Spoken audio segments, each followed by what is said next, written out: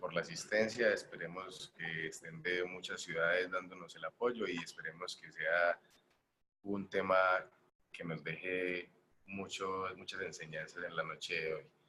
Listo, vamos a arrancar entonces y a dar inicio con nuestro primer ponente, el doctor Carlos Guerra. Él es médico y cirujano de la Universidad de Antioquia, ortopedista y traumatólogo de la Universidad de Antioquia, cirujano de mano con muchos años de experiencia y trabaja en el Centro de Ortopedia del Poblado y en la Clínica del Sagrado Corazón como cirujano de mano en la ciudad de Medellín y es profesor de cátedra de mano en la Universidad de Antioquia.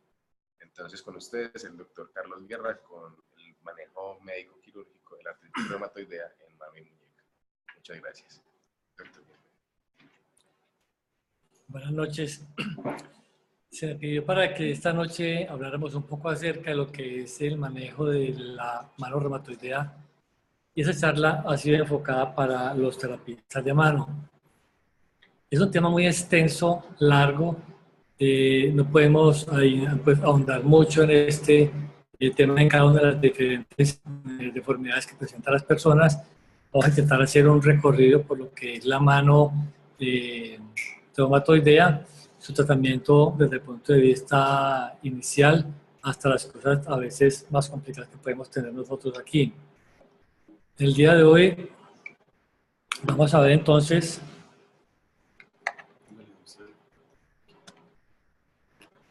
esos aspectos.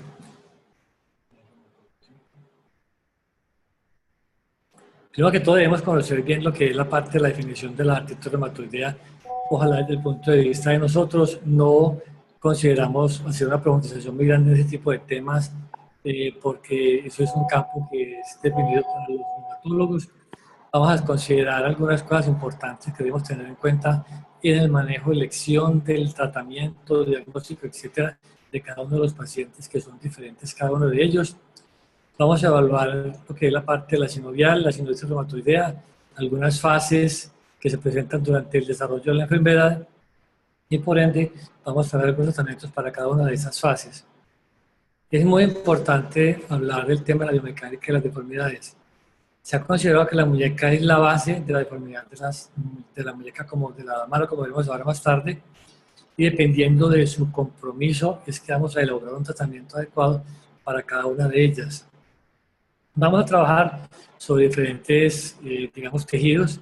La membrana sinovial es la parte más importante que nos causa la inflamación en diferentes articulaciones y tejidos blandos. Vamos a trabajar sobre la muñeca, evaluarla desde el punto de vista prequirúrgico. Vamos a ver posteriormente qué deformidades se presentan como consecuencia de la enfermedad reumatoidea en la muñeca, que son las articulaciones metacarpofalángicas. Secundariamente a eso vamos a ver algunas deformidades que se presentan en las articulaciones interfalángicas y lógicamente algunas conclusiones que vamos a ver al final de esta presentación. Por definición, la artritis reumatoidea es una enfermedad autoinmune, es sistémica, se caracteriza principalmente por la sinovitis de los tejidos blandos en diferentes sitios donde ellos se presentan, con gran destrucción progresiva del cartílago articular y lógicamente también del hueso adyacente. Esta fue la definición que inicialmente estableció el Dr. Swanson con sus primeras presentaciones ya hace muchos años, desde 1969. Dentro de las consideraciones generales tenemos que tener en cuenta algunos aspectos. Por ejemplo, el avance farmacológico que tenemos hoy a nivel mundial ha hecho que ya no se presenten tantas enfermedades tan frecuentemente como lo eran en etapas o años anteriores. Es decir, se ha logrado controlar mejor la enfermedad. Por lo tanto, hay menos daño funcional de las articulaciones diferentes en la mano, en la muñeca, y cuando vamos a hacer un manejo de estas alteraciones, debemos analizar con mucho detalle cada una de las deformidades para poder definir qué hacerle, qué es el mejor pronóstico, qué es el mejor tratamiento que le podemos hacer a una persona como tal. Por lo tanto, se hace una planificación muy adecuada de cada una de estas estructuras. Debemos saber que la cirugía realmente no cura la enfermedad. Tenemos que hablar muy bien con el paciente porque muchos de ellos a veces descuidan el manejo farmacológico que se establece por los reumatólogos y realmente no es necesario ni se debe suspender ese tratamiento como tal. La cirugía que hacemos nosotros básicamente busca mejorar la función de las diferentes articulaciones de la mano y vamos a dar entonces algunas pausas de manejo con relación a esto. Lo que presentamos inicialmente en una artritis reumatoidea es una gran inflamación sinovial. Esa sinovial prolifera demasiado, nos va a causar un líquido inflamatorio articular y también extrasinovial. Ese líquido es rico en enzimas hidrolíticas, liposomales, y con los directos factores van a causar una destrucción del cartílago articular. Al presentarse la destrucción de este cartílago articular, entonces vamos a tener erosiones, sobre todo en la entrada, los diferentes huesos, y se va a presentar entonces diferentes cambios en la articulación. Esos cambios en la articulación nos van a causar lesiones en los tejidos blandos, y estos tejidos blandos nos pueden causar inestabilidades desde todo punto de vista por las lesiones ligamentarias y capsulares, y lógicamente como consecuencia se presentan luxaciones e inclusive contracturas de esas articulaciones, y se cierra el círculo vicioso para cada una de las articulaciones. Se han descrito esas tres fases de la sinovitis reumatoidea. Una de las fases iniciales es la fase 1, se presenta la enfermedad sinovial. Aquí en este momento vemos en el quinto dedo, en el cuarto dedo, engrosamiento de las articulaciones interfalágicas proximales de los dedos.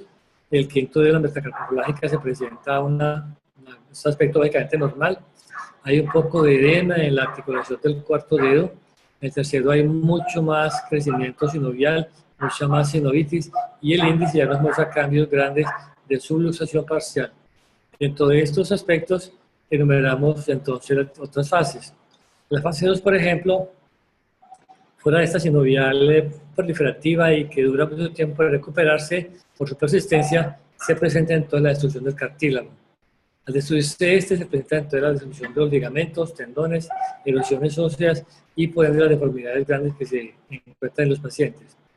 En el estadio 3 ya hay como una secuela de esta presentación y pueden encontrar entonces fibrosis. Algunos pacientes cursan con inestabilidad grande por la digestión o por la lesión ligamentaria y capsular de las articulaciones. Otros presentan anquilosis de sus articulaciones y lógicamente todos van a presentar deformaciones articulares dependiendo del compromiso de cada articulación en general. Desde el punto de vista biomecánico, es importante que nos queden muy claros ciertos aspectos. Luego la daño articular que se presenta, por ejemplo, en el carpo, debido a este daño se presenta una lesión articular grande, se presenta una pérdida de la altura carpiana y se ha denominado a esto colapso carpiano. Este colapso va a producir una alteración biomecánica desde el punto de vista del funcionamiento de tendones, tanto extensores como flexores. El desbalance entonces miotendinoso. Ese desbalance nos va a causar además, si por ejemplo utilizamos los tejidos blandos dorsales cubitales, una lesión ligamentaria grande, una ruptura capsular importante, va a haber una, digamos, subluxación dorsal de la cabeza del cúbito, o más bien una presentación en la cual la parte distal del radio se cae, se va a la flexión y se lleva por ende también el carpo. Esto nos causa entonces lo que se denomina una rotación radial del carpo. Sin embargo, no siempre está esa rotación como tal. Puede presentarse también lesiones dentales, como veremos ahora más tarde, y de acuerdo a su presentación, es que van a seguir presentando las demás deformidades a nivel de los dedos. Después de que tenemos la conformación del carpo, que veremos ahora en unas fotos, vamos a encontrar que el carpo presenta una mala alineación. Se presenta un compromiso por digestión, por pérdida de la altura de los diferentes huesos, por absorción ósea carpiana o por fusiones que se presentan también a ese nivel. Esto asociado con las lesiones de las articulaciones metacarpofalángica, capsulares, ligamentos reales, etcétera, se va a presentar la desviación cubital de los dedos. Esa ya es una información importante que es muy común verla en los pacientes, y cuando eso se presenta adicionalmente a nivel distal de los dedos, por su alteración en el balance tendinoso articular, se presentan deformidades como tal. Se encuentran deformaciones, por ejemplo, el dedo del cuello de cisne, y también se presenta la deformidad en botodera, que es de muy, muy difícil manejo, de modo que eso lo vamos a ver rápido en este momento. ¿Cómo hacemos un diagnóstico de una deformidad o una mano reumatoidea? Tenemos que establecer una visión en las articulaciones todas de la mano. Comenzamos desde el carpo, vemos si hay una rotación real del carpo, si hay una centralización del carpo. Dependiendo de cómo esté esto, vamos a mirar qué más distalmente se presenta. Esta paciente se ve rotación radial del carpo, un compromiso como en botonera del pulgar, por una deformación en ráfaga de la articulación metacarpofágica y de los dedos, y se presenta además una lesión parcial suave de los demás dedos. Entonces, todas esas articulaciones las podemos establecer desde el punto de vista de lesiones, y lógicamente aquí tenemos todo que nos pueden presentar. Lesiones tendinosas, lógicamente, posteriormente por lesiones de sinovial, lesiones tendinosas por fricción en las diferentes estípulas óseas, sobre todo a nivel de la articulación radiocarpiana. Se presentan contracturas articulares en diferentes partes metacarpofalángicas y en el pulgar también, y las diferentes inestabilidades que hemos visto hasta el momento. El manejo y tratamiento de la manoreumatoidea siempre de un equipo. El paciente es la parte central, es el paciente que vamos a intervenir o que vamos a colaborar en nuestro manejo. La reumatología nos sirve, el reumatólogo nos sirve para que se maneje desde el punto de vista reumatológico o farmacológico toda la acción generalizada de la artritis reumatoidea, además de cumplir el oficio de modificar, mejorar, tratar todas las comorbilidades que se presentan en este proceso de recuperación. Los cirujanos de mano hacemos una ayuda en el tratamiento de estas personas, haciendo pues algunos procedimientos quirúrgicos y el manejo que van a hacer la reconstrucción generalmente de las diferentes articulaciones. Y la fisiatra, la parte de fisiatría y rehabilitación, es la que se encarga de terminar y acabar de darnos la mejor funcionalidad de estas personas con la recuperación más completa de las diferentes alteraciones que se presentan en las articulaciones de esos pacientes. Hay cosas que vamos de pronto a repetir porque es supremamente importante saber. Definitivamente debemos informarle al paciente que la cirugía no va a curar su enfermedad. Vamos solamente a hacer unos procedimientos de reconstrucción para mejorar su función y que esta cirugía ojalá se dé o se debe realizar en el momento más adecuado para los pacientes. Lo que primero hacemos como tal es darle una información detallada al paciente de que realmente es su diagnóstico específico en la mano. ¿Qué alteraciones funcionales tiene? ¿Qué diagnóstico tiene a nivel de la muñeca, los dedos, articulaciones, etcétera? ¿Qué problemas sinoviales tiene? De modo que tenemos que informar muy bien al paciente qué es lo que está teniendo. Después de eso les explicamos qué alternativas de manejo o tratamiento tiene para ese caso específico. Debemos también informarle de los diferentes beneficios y también los riesgos de la cirugía que le pudiéramos intervenir a cada una de esas lesiones. Nos preguntan mucho acerca de la localización de incisiones y qué tal van a quedar digamos, sus alteraciones desde el punto de vista de cosmesis. Tenemos que tener también en cuenta que no se debe dar una expectativa inadecuada a los pacientes. Debemos explicarle que es una cirugía de reconstrucción, que su mano no le va a quedar con una anatomía normal y que por lo tanto lo que se debe esperar de la cirugía es la mejoría de su función y con las metas que vamos a mirar posteriormente. Es necesario también explicarle muy bien qué manejo postoperatorio deben seguir. Por eso, desde antes del procedimiento quirúrgico es muy importante vincular al paciente al programa de fisioterapia, para que ellos conozcan cómo deben hacer la recuperación posteriormente y desde que salgan del quirófano puedan comenzar a hacer sus diferentes ejercicios para hacer y completar la rehabilitación como tal. Esas son las metas del tratamiento de la mano reumatoidea. Son simples, sencillas, pero son básicas. Principalmente podemos disminuir el dolor en los pacientes, sobre todo en las etapas iniciales. Cuando ya una persona tiene unas deformidades muy grandes, el dolor no es tan importante en ellos. Lo más importante es la pérdida de la función que tiene, la inestabilidad de sus articulaciones y el no poder hacer muchas de las cosas que normalmente hacían antes del progreso de la enfermedad que tuvieron. Para poder mejorar eso tenemos que entonces darle una estabilidad a las articulaciones desde diferentes puntos de vista y mejorar el movimiento con los elementos móviles que tiene la mano. Como tercer meta de tratamiento es el de prevenir el daño progresivo que se presentan las manos reumatoideas. Si esto lo hacemos de una manera precoz, casi nunca vamos a tener una mano reumatoidea muy grande, sus deformidades van a ser muy pequeñas y la función no se va a alterar casi. Y lógicamente, consecuencia de todo esto, vamos a mejorar la apariencia de la persona. Inicialmente, como tratamiento conservador, toda enfermedad tiene su estadio como tal. después de educar al paciente en cómo coger las cosas, cómo hacer la fuerza, cómo hacer los agarres de la mano con los diferentes dedos, tenemos que mantener el manejo farmacológico que ha sido establecido por el reumatólogo. El uso de férulas especialmente se utiliza, es más, al principio de la enfermedad para conservar, digamos, el reposo de las diferentes articulaciones, mejorar lo que es la parte de dolor que se les presenta y hacer el manejo de las sinovitis que inicialmente son bastante dolorosas para los pacientes. Se puede hacer uso también de infiltraciones locales donde sea necesario y también tenemos que tener en cuenta la parte de rehabilitación para poder mantener el movimiento de las articulaciones, procurando evitar que se presenten alteraciones ligamentarias y lógicamente también capsulares en los pacientes. En cuanto a procedimientos, podemos intervenir todos estos tejidos. La sinovial articular o extraarticular, vamos a ver cirugías sobre tendones que se rompen o se luxan. Vamos a ver cirugías que se pueden alterar, que se pueden mejor tratar diferentes lesiones ligamentosas.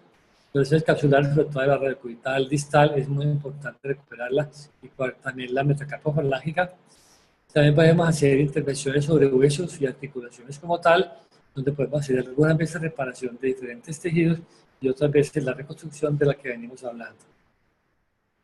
Con relación a la sinovectomía, tenemos que establecer dos cosas. Podemos hacer una ectomía intraarticular, las diferentes articulaciones de la muñeca, las intercarpianas, las cubitales, las interfrangicas, etc. Y también con los presentes sinoviales extraarticulares o sinovitis articulares, podemos hacer tenosinodectomías de los tendones extensores y también de los flexores. Se aprovecha esto mismo para hacer una reconstrucción de los diferentes tendones, aprovechando pues y para poder mejorar la función que se presenta. Aquí tenemos diferentes, una cirugía en la cual se hace una sinectomía, no está muy dañada la articulación, hay un compromiso de cartílago central, entonces uno puede hacer la sinectomía completa de esto, recuperar lo que es la parte de recuperación de los tendones, la alineación de tendones extensores como tal y la reparación de los ligamentos colaterales. Con esto podemos retardar la aparición de más compromiso. Cuando tenemos este tipo de lesiones que vimos en la lista diapositiva, tenemos el tendón extensor, dan la manera como se extiende la articulación como tal. Esta extensión articular favorece mucho lo que es la parte de inestabilidad de esa articulación. Tenemos que hacer la recuperación de esa articulación y hacer el realineamiento del mecanismo extensor como en estos dedos. Se hace la sinovectomía cuando realmente falla el tratamiento. ¿Qué es falla de manejo? Se considera que un tratamiento ha fallado como tal o no está siendo efectivo por el reumatólogo cuando tenemos sinovitis crónicas en las articulaciones por un periodo máximo o de más de 6 meses en la cual no se obtiene una mejoría clínica para el paciente. Es decir, hay una sinovitis persistente y esta es la que tenemos nosotros como tal. Ojalá esta articulación mejorará mucho del dolor, va a mejorar con la cirugía la inflamación articular y se retarda completamente el daño articular que ojalá sea limitado en ese momento. Sin embargo, hay preguntas que se hace uno permanentemente. Una de las preguntas que se hace es si realmente sirve la sinovectomía o no. Hemos visto que cuando se hace una sinovectomía, por ejemplo, en esas articulaciones que vemos aquí en la parte superior, dejamos limpios los tendones extensores como tal. Las articulaciones cuando se comprometen también se hace y casi nunca se repite digamos, la difusión o la magnitud de la sinovial como tal. Siempre es una recidiva mucho más pobre, mucho más pequeña y por lo tanto eso evita que el daño articular se siga progresando. También ten en cuenta que las personas mejoran mucho el dolor cuando se hace la sinovectomía. Al mejorar el dolor, lógicamente les va a mejorar también la función y por ende mejorar el movimiento de las diferentes articulaciones. Con esto la gente se siente con mejor fuerza y puede hacer mejor el agarre de las manos y las diferentes cosas. Por eso yo creo que consideramos que con ese tipo de sinovectomías en las personas de una manera precoz se intenta detener la progresión de la enfermedad. Como les dije, no cura la enfermedad, pero se detiene y se mejora mucho lo que es la actividad que tenía la sinusitis como tal. ¿Qué hacer entonces? Debemos hacer todo lo necesario para operar precozmente a los pacientes, para quitarles este problema que tienen de sinovial, y con ello vamos a mejorar mucho lo que es la parte de función.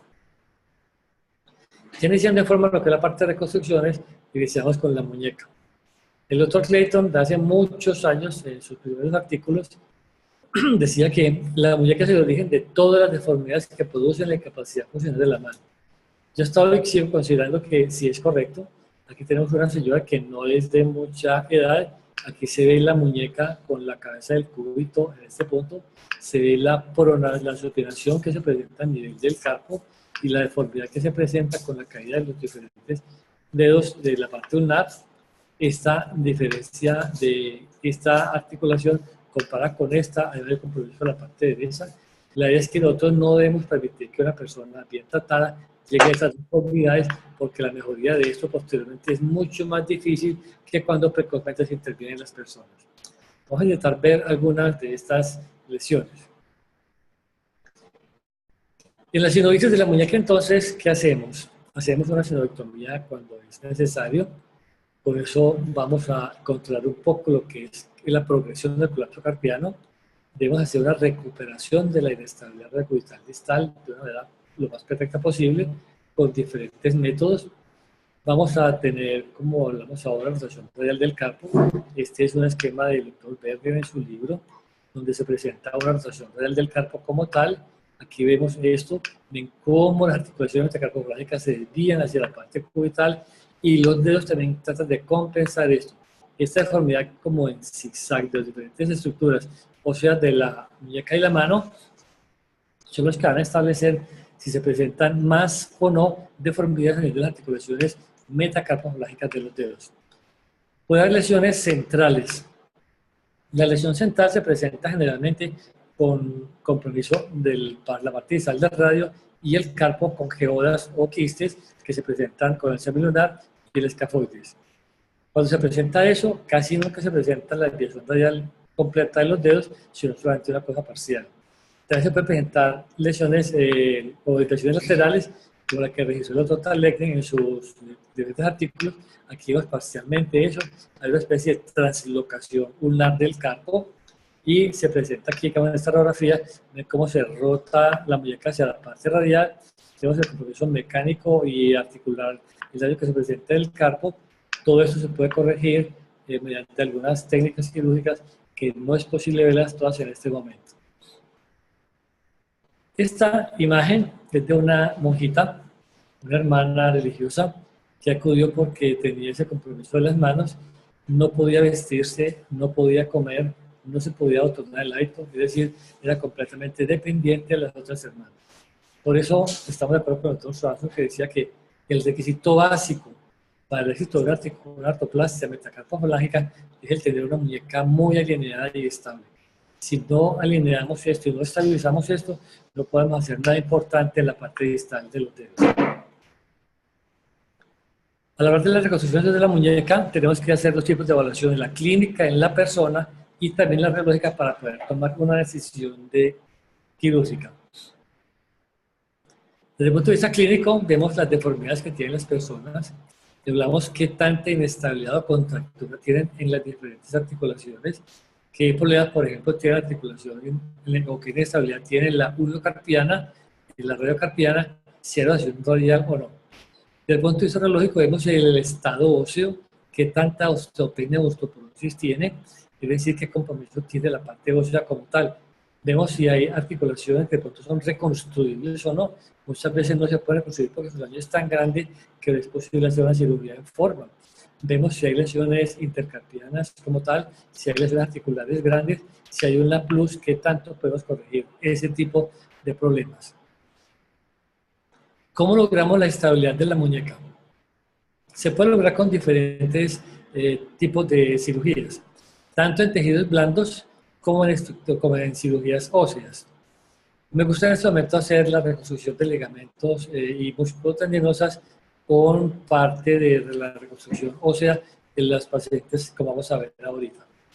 Si queremos hacer una reconstrucción, una estabilización ósea, porque hay mucho compromiso de la articulación radiocarpiana o intercarpiana, se pueden hacer artrodesis totales del carpo, artroplasias parciales como esta de Saúl Capangi, y se pueden también hacer artroplasias totales.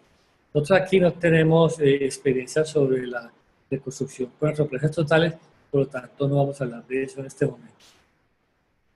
Esta es la deformidad que se presenta más o menos clásica de la deformidad de la muñeca y la mano. Y ese es un esquema que trajo el doctor Sapiro hace ya mucho tiempo, en los de 1975, donde muestra una articulación, un esquema de la articulación normal de la mano, de la muñeca, y qué es lo que pasa con la mano reumatoidea. Realmente el carpo se luxa, se rota con el radio y el cúbito permanece en su punto. Digo que para nosotros, o considero yo, que es más lo que se desplaza el radio que realmente el cúbito hacia arriba por la digestión o lesión ligamentaria que se presenta tanto en la articulación radiocubital distal como en la ulnocarpiana y radiocarpiana. Se pueden hacer entonces artrodesis en diferente nivel, como estamos viendo en esta diapositiva, el que requiere el paciente se lo realiza como tal. En este momento yo hago más este tipo de procedimientos donde hago una combinación de los diferentes procedimientos. Siempre hago una sinoviectomía completa, lo que es la parte de la muñeca, todo lo que me permite dejar libre de sinovial los tejidos como tal. Hago una osteotomía controlada del culo, una especie de rack a la altura que me dé más o menos una varianza ulnar negativa de unos 2 o 3 milímetros. Hago una reparación de los ligamentos ulnocarpianos, radiocarpianos y radiocubital distal con suturas de anclaje o con suturas transóseas, y completo la teoría del doctor Clayton, que sacó este tipo de procedimiento desde hace ya mucho tiempo, haciendo un acortamiento del extensor carpio ulnaris. ¿Por qué se hace esto? Al hacer un acortamiento del extensor carpio ulnaris o del cubital posterior, estamos corrigiendo o mejorando o evitando que se siga presentando la rotación radial del carpo. Yo hago un acortamiento máximo hasta que la mano me queda estabilizada centralmente y se hace un arreglamento en cierta de ese tendón para poder controlar esa deformidad. Después de que hacemos ese procedimiento, hacemos entonces la cirugía más grande y hacemos una reconstrucción de las diferentes alteraciones grandes que tiene. Ese paciente, por ejemplo, tenía rupturas completas de algunos tendones. Hicimos una reconstrucción de los tendones con transferencia a los tendones buenos que tenía, y miren cómo se veía una luxación. Esa es la apariencia cuando uno abre la paciente, se ve completamente libre la cabeza del cúbito, el radio se ve caído, hay un gran daño articular desde proximal hacia distal. Hacemos una resección parcial de la cabeza del cúbito.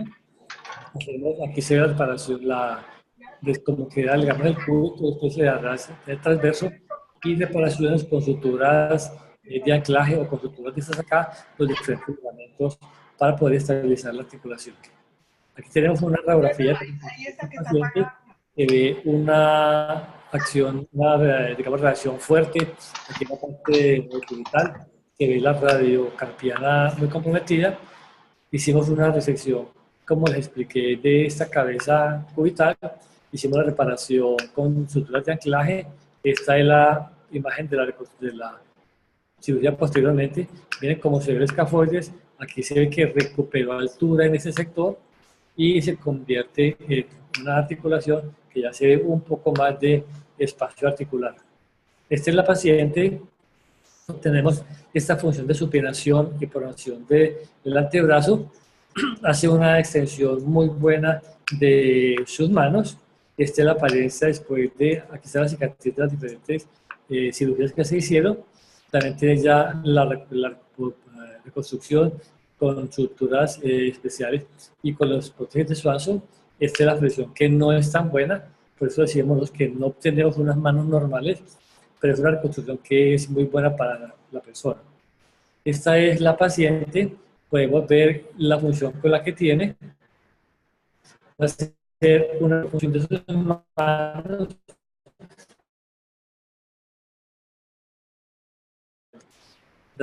Que se le dice. Vamos a hablar ahora entonces de la reconstrucción de las articulaciones. Doctor, disculpe, se fue un poco el audio. Le agradeceríamos si nos puede repetir la última parte, es tan amable del video, que no se le escuchó el audio.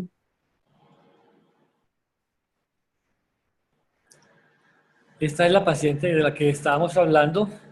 Aquí se ve la cicatriz de la cirugía que se hizo de reconstrucción cubital distal. También se le hizo la reconstrucción de las con prótesis de Swanson de sus articulaciones metacarpofalángicas, y esta es la función final de la paciente en este momento. Aquí vamos a ver entonces, vamos a hablar un poco de la articulación metacarpofalángica de los dedos. Es una articulación que está ya muy comprometida, hay gran daño de los diferentes dedos. Podemos hacer sinolectomías completas de esa articulación cuando está pues, de manera crónica y cuando el cartílago tiene un daño todavía leve. Cuando hay un daño o un compromiso más fuerte, requerimos hacer reconstrucciones ya más importantes con compromiso óseo. Casi siempre se encuentran luxaciones como se ve en esta paciente. Hay gran inestabilidad la mayoría de las veces, pero nosotros encontramos una contractura, sobre todo palmar, que va a hacer que no podamos hacer una reducción adecuada con solamente cirugías de tejidos blandos. Por eso requerimos hacer las osteotomías de las cabezas y hacer las correcciones con las diferentes prótesis que existen en el mercado. Estos pacientes tienen una incapacidad funcional supremamente grande que nos permite hacer muchas veces el agarre de cosas sencillas en su casa. Cuando hablamos de esto, el doctor Swanson tiene una frase que dice que el procedimiento más simple siempre es el mejor. Con base en esto, entonces pensamos algunas cosas antes de tomar la decisión quirúrgica para cada paciente. Tenemos que, con el grupo que nos ayuda en la diferente toma de decisiones para esa cirugía, evaluar si realmente sí necesita el paciente la cirugía o no. Encontramos pacientes que algunas veces están ya estabilizados con sus diferentes deformidades, son personas que se mantienen, digamos, autosuficientes como tal y no tienen muchas veces dolor. En ese tipo de personas muchas veces nos cuestionamos si realmente sí una cirugía le va a mejorar sus diferentes, pues, digamos, lesiones que veamos nosotros que se pueden hacer algunas veces. Es decir, cuestionamos el tratamiento inicialmente. Después de eso, evaluamos muy bien qué daño estructural tiene la persona para saber qué vamos a reconstruir. Si primero vamos a reconstruir solamente una parte de los dedos, 2 o 3 dedos, o si requerimos hacer recuperación de todos los dedos de la mano, y qué tipo de tejidos tenemos que recuperar, si los tendones están dañados, si los ligamentos están completamente sueltos, si hay contracturas que debemos hacer, y también otra cosa muy importante es la motivación de los pacientes. Hay pacientes que son supremamente queridos y tienen una gran motivación de la recuperación de su enfermedad.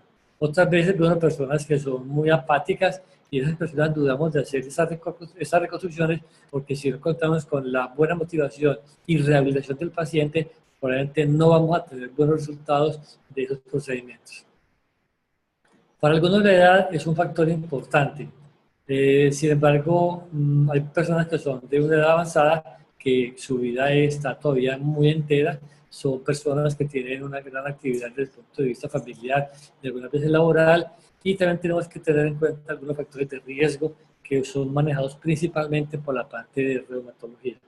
Cuando tenemos todo eso establecido, entonces definimos qué cirugía le vamos a hacer a las personas. ¿Cuáles son las indicaciones para una artroplastia en definitiva? El dolor.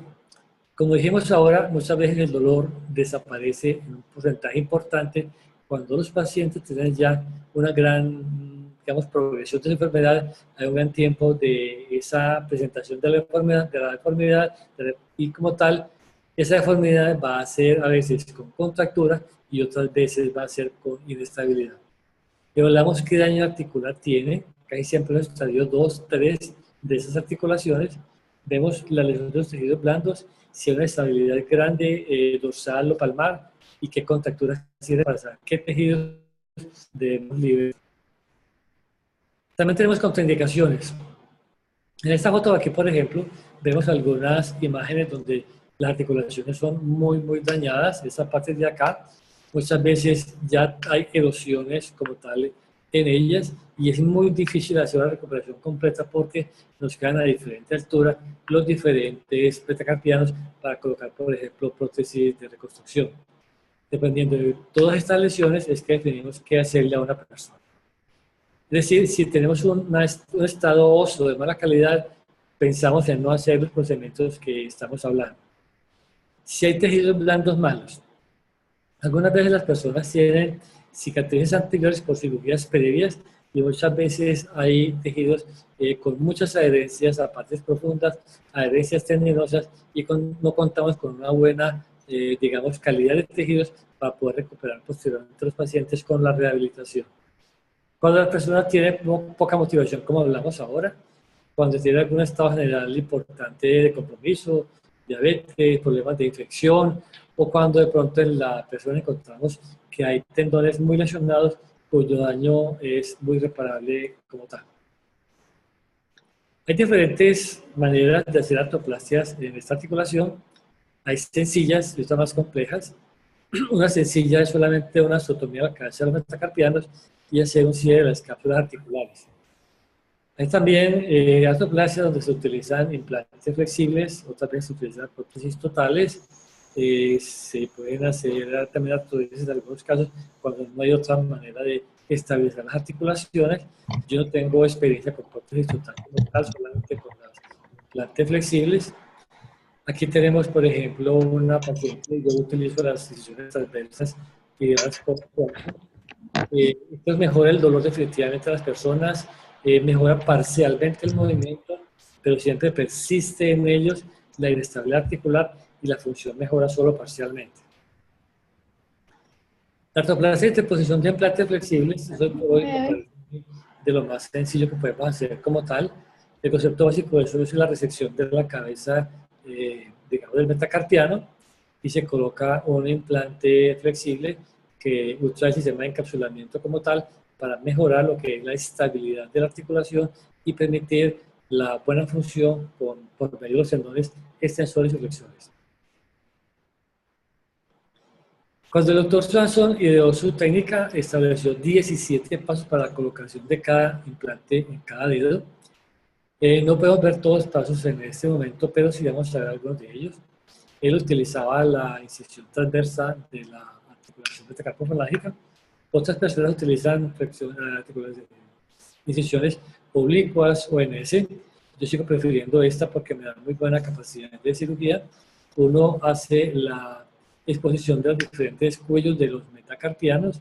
Vean cómo se ve la deformidad tan grande y el compromiso articular que se presenta. En este momento tenemos aquí los tendones en los valles de cada uno de ellos, del índice, del dedo medio, del cuarto dedo y del quinto dedo. Tenemos que preservar mucho las venas y dedos que van en este sitio.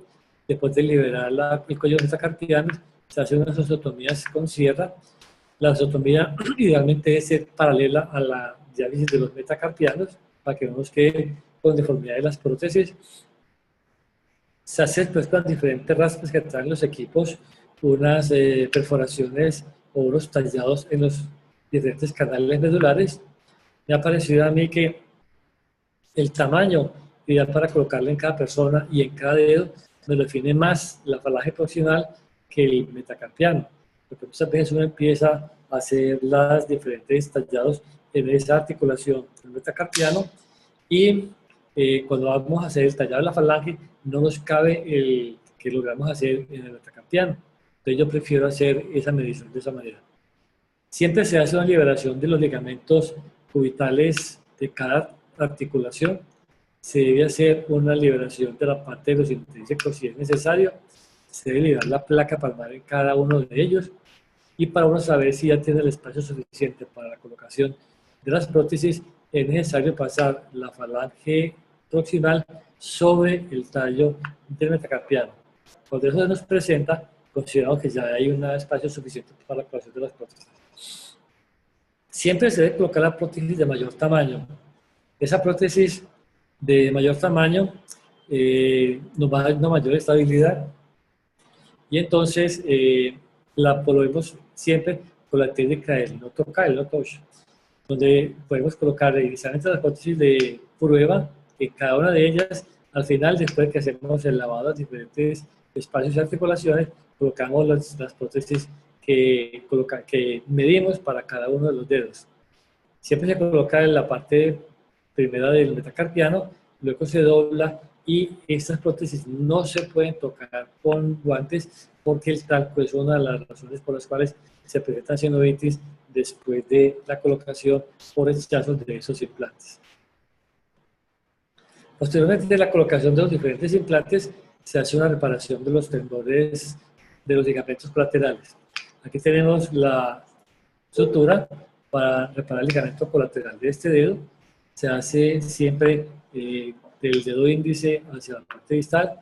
El dedo índice tiene que tener digamos, la necesidad, voy a volver un poco, el tallado de la falange del índice debe ser siempre de supinación, para que no quede pronación. Digo que si hay pronación, queda una mala posición y el paciente va a hacer una mala pinza con el pulgar.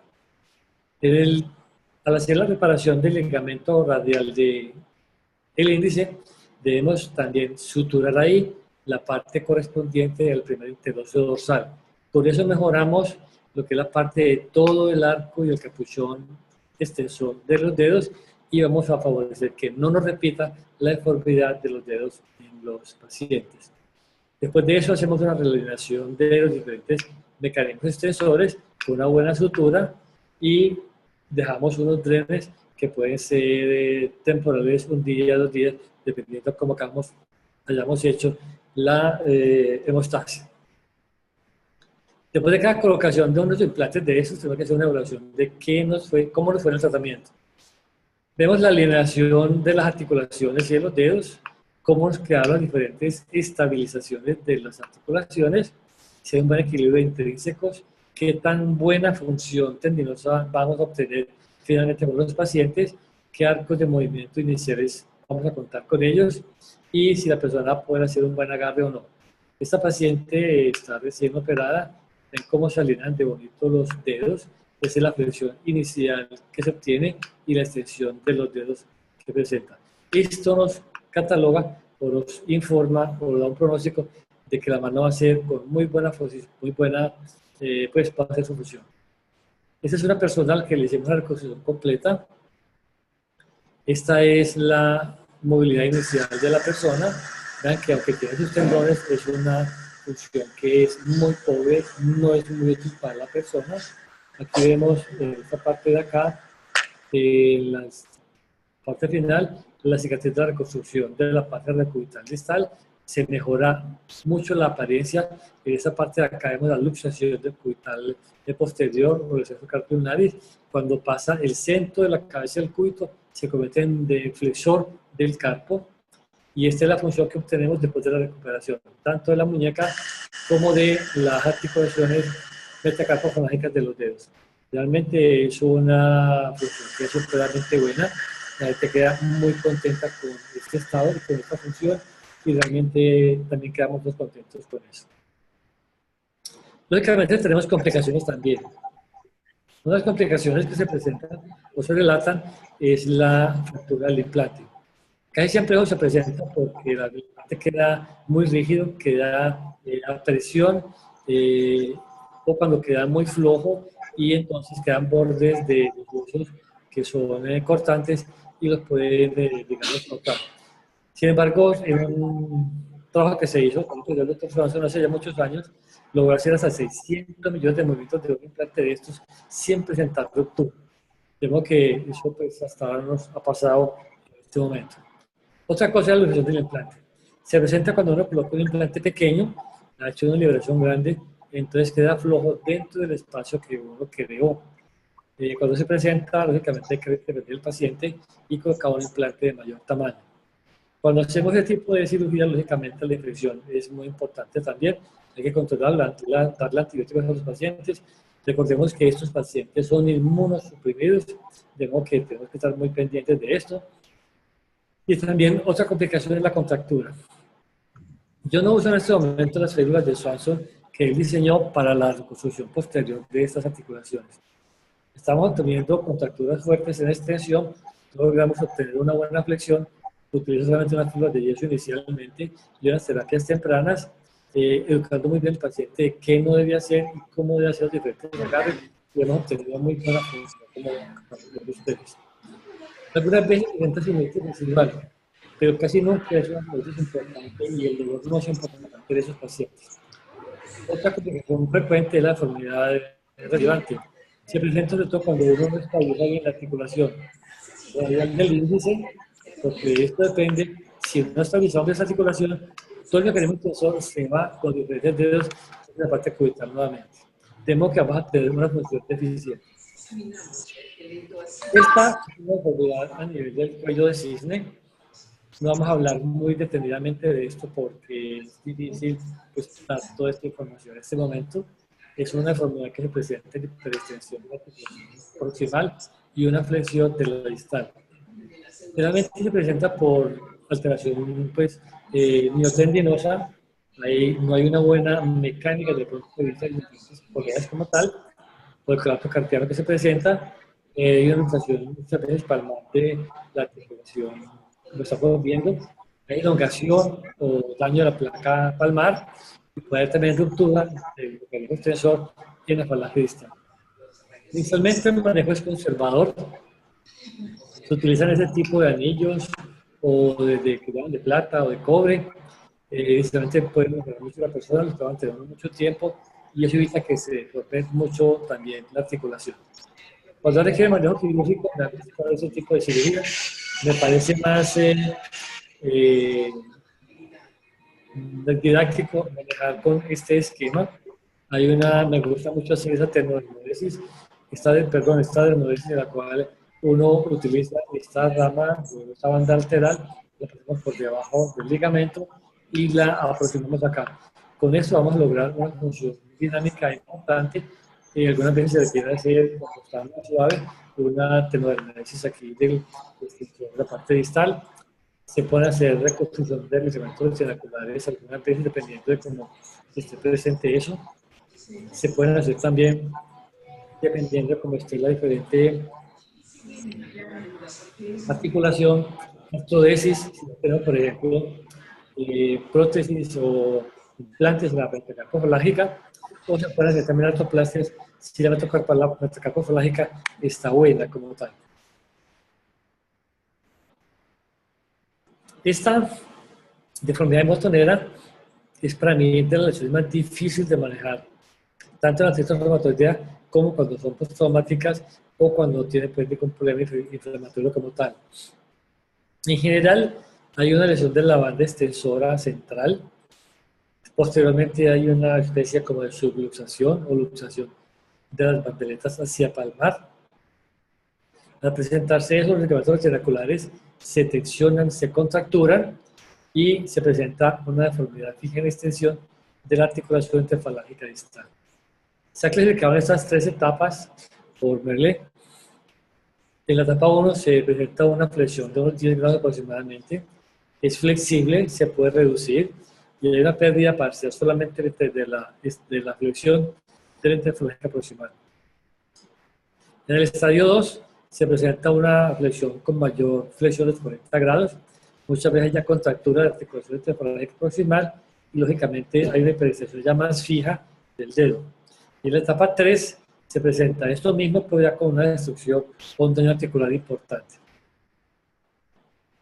El manejo para que me ha parecido mejor cuando la lesión es muy grande es ya esto que estamos viendo aquí, es una reconstrucción con un implante flexible que le mejora a uno mucho lo que es la parte de la contractura, le permite a uno mejorar por el aflojamiento de la placa palmar, la corrección de parte de la enfermedad de inflexión que tiene, le permite a uno hacer también al mismo tiempo reconstrucción tendinosa dorsal de la parte central o de las bandeletas laterales y básicamente hacemos eso. En la etapa tipo 2, cuando hay todavía reducción fácil de la articulación, se pueden hacer tenotomías del extensor y reconstrucción de la banda central.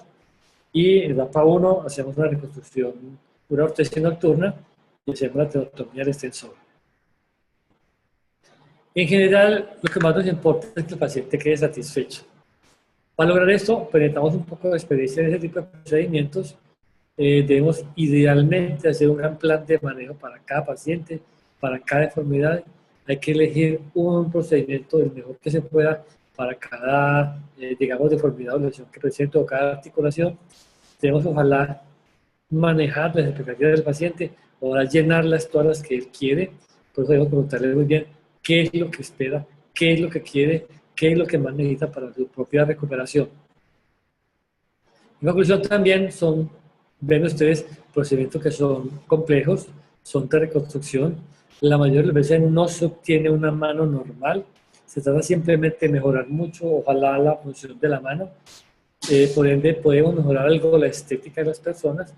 Nunca vamos a reemplazar la delicada intervención del traumatólogo con sus diferentes intervenciones de farmacología o farmacoterapia. Pretendemos colaborar con el tratamiento de la persona y ojalá pudiéramos participar desde el comienzo en el tratamiento de estos pacientes. Por último, recordar que el éxito del manejo de la función de la mano reumatoidea es la prevención de las deformidades. Si tuviéramos posibilidad de tener pronto los pacientes en nuestras manos, les podríamos informar de una manera mejor qué es lo que tienen, cómo va a progresar de pronto su enfermedad con ese tipo de informaciones y podríamos intervenir mucho más rápidamente a las personas. Con todo esto mejoraría mucho lo que es el manejo, la función, el éxito, la satisfacción de los pacientes. Muchas gracias.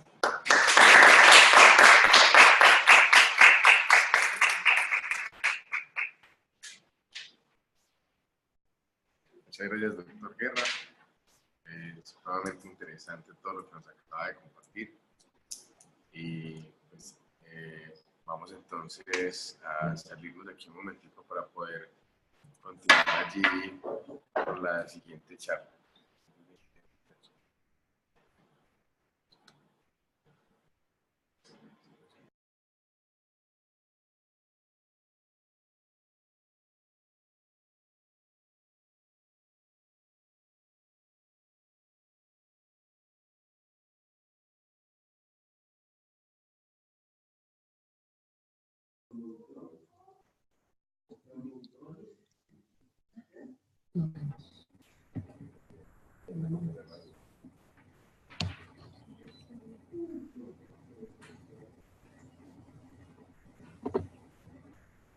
Tenemos con nosotros a la terapeuta de mano Claudia Montoya.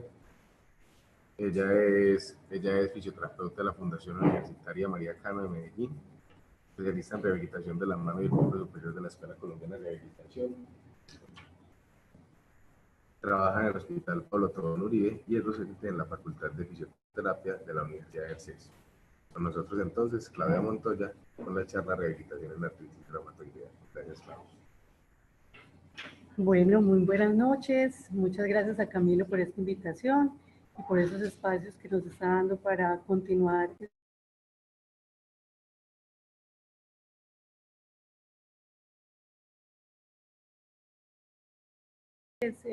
Gracias aquí a Camilo pues por esta invitación de continuar estudiando en estos espacios tan interesantes y que son temas tan productivos para nuestra profesión. Entonces vamos a empezar con la rehabilitación en la artritis reumatoidea.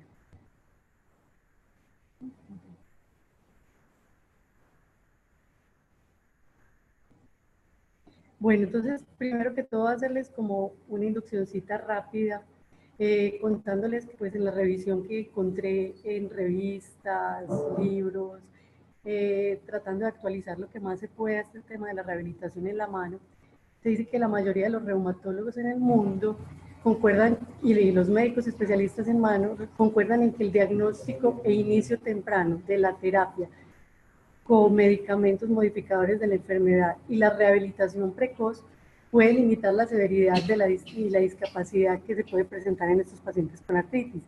Entonces, que es muy importante que con ese diagnóstico temprano y con ese tratamiento iniciado temprano, combinado con una buena rehabilitación y unos buenos ejercicios enfocados a esta lesión, podemos evitar muchas complicaciones, tanto en la parte funcional como física, como radiológica y hasta en los procesos reumatoideos que pueden ocurrir posteriormente en esta enfermedad. Según estudios epidemiológicos pues, que se han realizado, se dice que la artritis reumatoidea causa gran morbilidad, pues si vemos esto diariamente, mucha dificultad laboral por su incapacidad para mover las manos y un incremento a veces en la mortalidad de los pacientes. También produce gran deterioro en la calidad de vida de los pacientes, pues se dice que en un 29% de ellos se puede presentar gran discapacidad para realizar sus actividades diarias.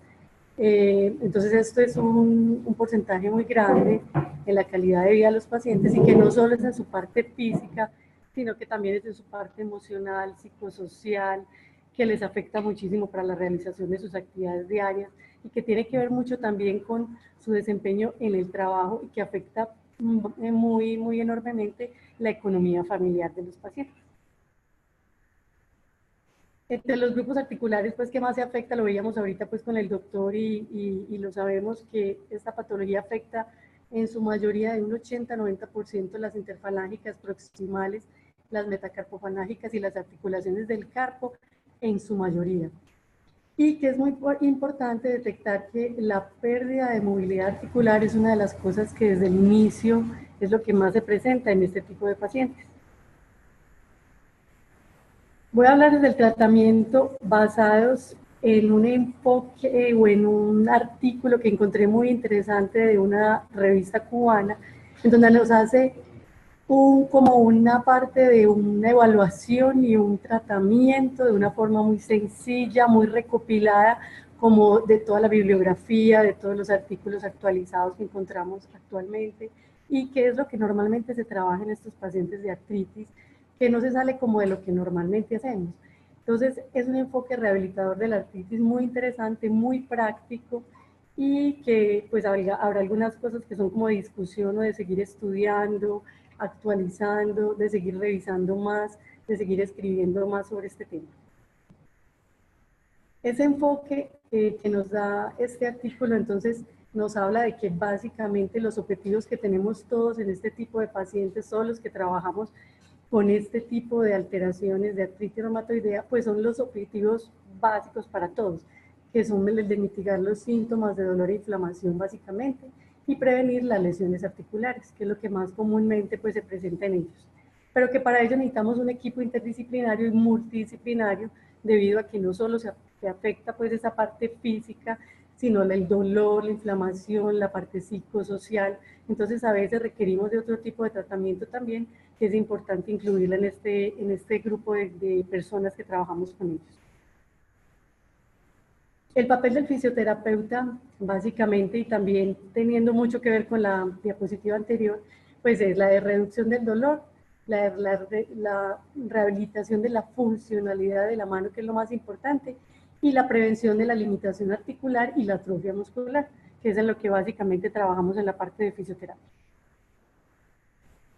¿Qué propuesta entonces nos habla este artículo de la rehabilitación del paciente con artritis reumatoidea?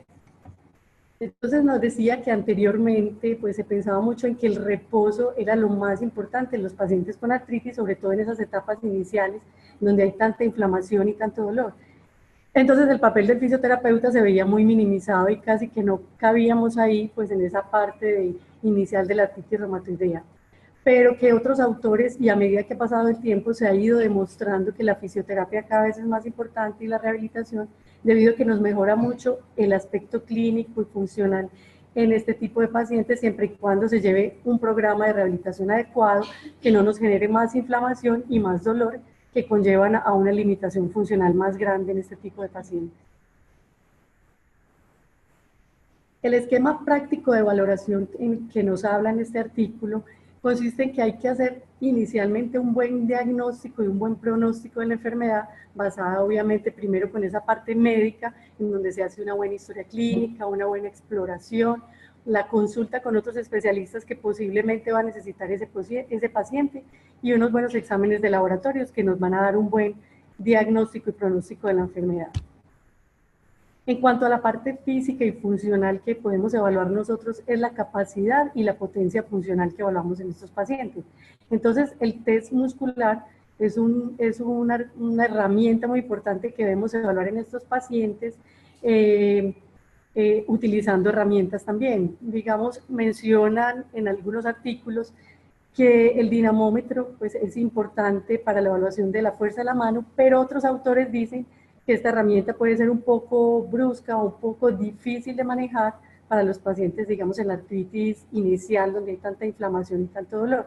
Entonces, de pronto considerar otra forma de evaluar la fuerza muscular que no sea tan agresiva con el dinamómetro, porque en algunas ocasiones es difícil de evaluar en estos pacientes con este implemento, y consideraría yo que de pronto una resistencia manual o un test de fuerza muscular manual nos podría decir mejor cómo está la fuerza muscular de ese paciente. Y es muy importante evaluar la fuerza muscular debido a que estos pacientes presentan mucha debilidad muscular, debido también a esa inestabilidad y esa alteración en la musculatura intrínseca y extrínseca de la mano. Es muy importante evaluar la fuerza muscular. Además, en esos interosos dorsales y palmares se puede presentar mucha debilidad, sobre todo en el primer interóseo dorsal. Entonces es importante evaluar cómo está esa fuerza muscular. Los grados de movilidad articular también es importante evaluarlos, tanto en la parte activa como pasiva, o sea, activamente y pasivamente. Pasivamente porque esto nos va a dar como los grados de movilidad hasta donde puede hacer el paciente, evaluando si hay una posible rigidez o una limitación grande de la movilidad articular. Y la movilidad activa nos dice cómo están esos tendones, flexores y extensores de los dedos, que también se ven muy afectados y que es importante evaluarlos. Por ejemplo, el extensor largo del pulgar, que a nivel del tubérculo de Lister puede a veces, en ocasiones, romperse y entonces es mejor evaluar esa parte de la fuerza muscular y de la actividad motora en el extensor común de los dedos, en el extensor propio del meñique, que también a nivel distal del carpo puede verse afectado en estados avanzados de la artritis, donde se puede desgastar este tendón y romperse. La estabilidad articular es también básica para evaluar en estos pacientes, debido a que, como decía el doctor, es una de las secuelas o de las alteraciones más grandes que puede tener este paciente de la inestabilidad articular. Entonces la podemos evaluar fijando los segmentos proximales y haciendo estiramiento en la articulación hacia los laterales para evaluar los ligamentos colaterales de las articulaciones interfalángicas y metacarpofalángicas, tanto de los dedos como del pulgar. Y también podemos poner al paciente a que haga como una especie de pinza para evaluar qué tan estable está el pulgar. Entonces es importante evaluar la movilidad, la fuerza, la estabilidad y las actividades de la vida diaria. Que eso lo podríamos empezar a evaluar desde que el paciente ingresa al consultorio, camina, se sienta, nos entrega un papel, firma en la hoja. Podemos empezar a evaluar todas esas actividades o esas destrezas o esas limitaciones que podemos, con solo mirarlos, evaluarlos cuando ingresan al consultorio. Otra parte que nos menciona este esquema de valoración del paciente con artritis es el test psicológico, el estudio emocional y vocacional, pues que no está relacionado tanto con la parte fisioterapeuta, pero sí con la parte psicosocial. Entonces es importante también, ellos incluyen este tipo de evaluaciones de otros profesionales que también nos pueden aportar.